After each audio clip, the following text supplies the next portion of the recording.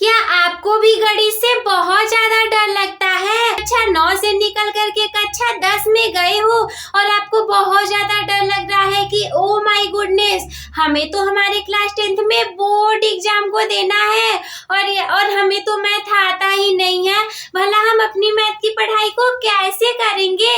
कैसे तो छोड़ो, हमें तो ये भी नहीं पता कि मैथ को पढ़ना कैसे शुरू करें। तो अरे चिंता किस बात की, आपकी दीदी है ना आपके साथ। चलिए बताते हैं आज के इस वीडियो में।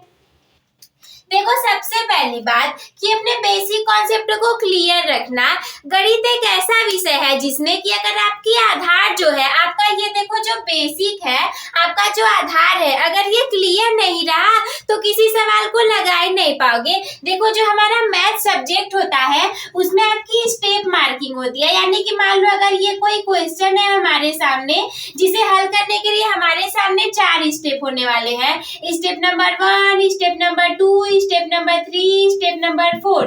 तो मान लो कि ये पहला स्टेप हमारा स्टार्टिंग का है, फिर दूसरा है, फिर तीसरा है, चौथे में हमारा आंसर आने वाला है। और आप क्या करते हो कि आपने पहले दूसरे स्टेप को अच्छे से कर लिया, बट आपको तीसरा और चौथा स्टेप नहीं आ रहा है, तो ऐसा मत सोचो कि ये पूरे कर जाएंगे और आपको 0 मार्क्स मिलेंगे।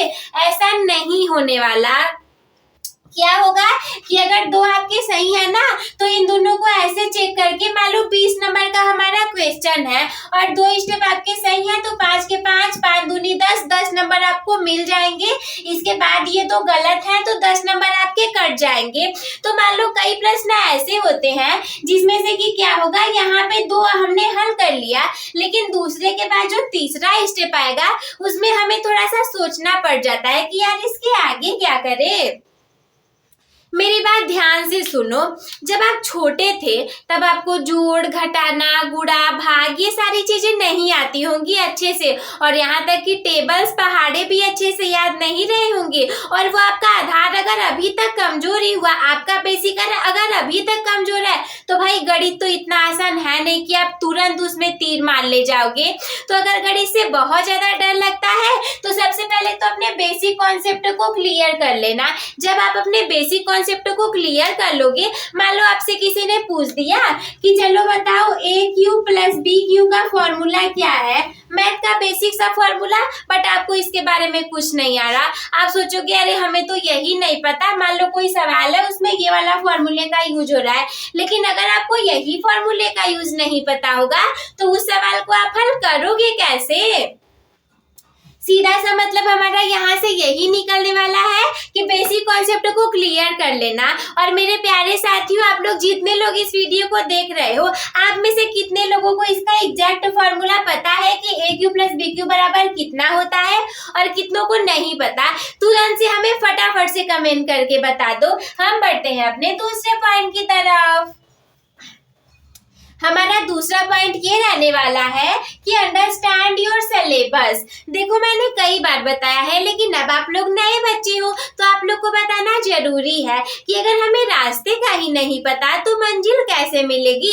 सपोज दैट आपको डॉक्टर बनना है, लेकिन आपको यही नहीं पता कि आपको डॉक्टर बनने के लिए कौन कौन सी पढ़ाई करनी हो और क्या करना है, तो ऐसी सिचुएशन में आप डॉक्टर बनोगे कैसे? सीधा सा मतलब यही है कि अगर आपको टॉपर बनना है, if you want to score 70 out of 70, or we can say that you want to score 100 out of 100 like me, क्योंकि मेरे भी तो 100 आउट ऑफ 100 मार्क्स आए हैं। तो अगर आपको इतने मार्क्स की स्कोरिंग चाहिए तो उसके लिए सबसे पहली बात यही रहने वाली है कि एग्जाम में जो क्वेश्चन आएगा ना, वो देखो ऐसा नहीं है कि 2 ही 3 चैप्टर से आएगा, वो आपके पूरे सिलेबस से आने वाला है। और अगर पूरे सिलेबस को आपको लेकर के चलना है तो सिलेबस को जानोगे, अंडरस्टैंड योर सिलेबस, सिलेबस को समझोगे, पढ़ोगे, लिखोगे, तभी तो टॉपर बन पाओगे।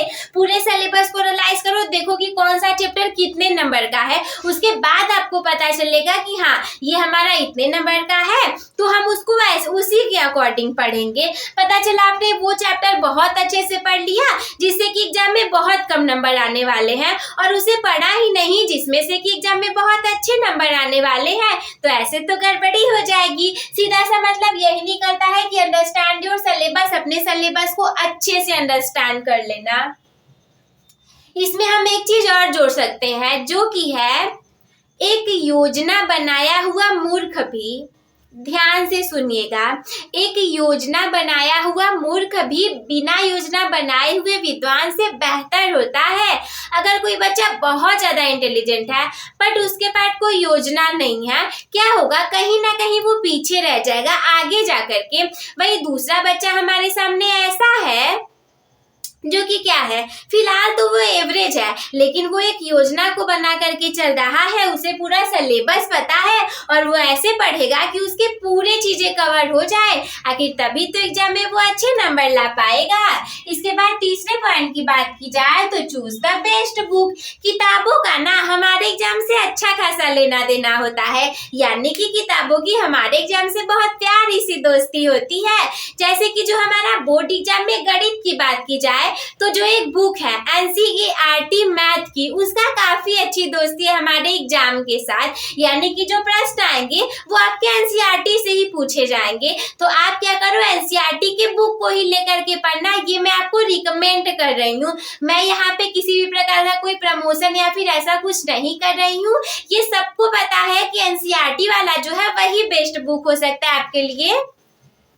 और अगर आप चाहते हो कि नहीं दीदी हमें ना साइड में कुछ अलग से भी बुक्स को लेकर के पढ़ना है, एनसीईआरटी तो हमारे समझ के बाहर है, हमें समझ ही नहीं आता, तो कोई बात नहीं है, लेकिन एनसीईआरटी को रखना जरूरी है। If you want then you can took that, मतलब अगर आप चाहो तो आप बगल में कोई साइड बुक भी रख सकते हो, लाइक आप अरिहंत की रख सकते हो, बहुत सारे प्रकाशन के आते हैं जो भी अपने लेवल के अकॉर्डिंग आपके लिए बेस्ट हो। अगर मान लो अरिहंत में काफी ज्यादा हाई लेवल के क्वेश्चन देते हैं जो कि आपकी समझ से बाहर है, तो स्टार्टिंग में तो उसे मत ही पढ़ना। स्टार्टिंग में तो आप ऐसे ही सब्जेक्ट को, ऐसे ही बुक को लेकर के पढ़ना शुरू करना जो कि आपके समझ में आता हो, और उसके बाद जब आ जाए तो एक बेस्ट बुक से पढ़ना, और उस बुक से जिससे कि प्रश्न एग्जाम में आने वाले हों।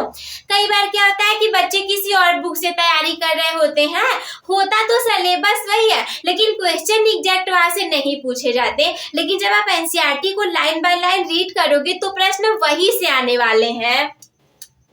इसके बाद चौथी बात की जाए तो रीड द बुक। केवल बुक को चूज कर लेने से ही कुछ नहीं होगा, जब उसे लाओगे तो उसे पढ़ना भी तो शुरू करना पड़ेगा, और बिना पढ़े कैसे अच्छे नंबर ला सकते हो, तो अपने बुक को अच्छे से पढ़ना शुरू कर देना। पांचवें नंबर की बात की जाए तो नोट मेन पॉइंट्स। जैसे कि सपोज दैट आप बुक को पढ़ रहे हो, आपको उसमें कुछ इंपॉर्टेंट चीजें मिल गई, आप सोच रहे हो चलो हम इसको बाद में लिख लेंगे, अरे बाद में का ना वो बाद में ही रह जाएगा।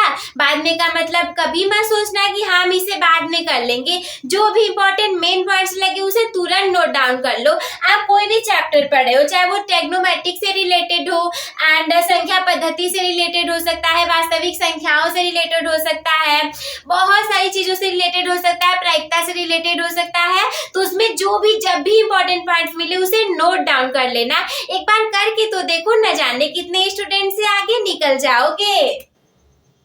छठवीं बात की जाए तो सॉल्व द एक्सरसाइज, और वो भी एक्सरसाइज को केवल एक दिन नहीं सॉल्व करना, पूरे साल सॉल्व करना पड़ेगा, वो भी लगातार सॉल्व करना पड़ेगा। तो अगर हम छठवें और सातवें पॉइंट को कंबाइन करें तो ये वाला है प्रैक्टिस अ लॉट, यानी कि एक्सरसाइज तो करनी ही है, आपको एक्सरसाइज को सॉल्व करना ही है, लेकिन आपको साथ में प्रैक्टिस अ लॉट भी करनी पड़ेगी, यानी कि प्रैक्टिस बहुत ज्यादा करनी पड़ेगी। आपको क्या लगता है कि आपकी दीदी के 100 आउट ऑफ 100 मार्क्स बिल्कुल ऐसे ही आ गए थे? ऐसा कुछ नहीं हुआ था। मैंने अपनी एनसीईआरटी की बुक के एक एक प्रश्न को लगभग 20 बार लगा लिया था।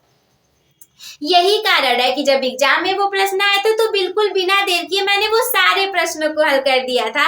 तो अगर आप भी ऐसा करना चाहते हो तो देखो, वो तो सुना ही होगा कि प्रैक्टिस मेक्स मैन परफेक्ट, तो बस उसी पे लगातार चलते रहना है आप लोगों को।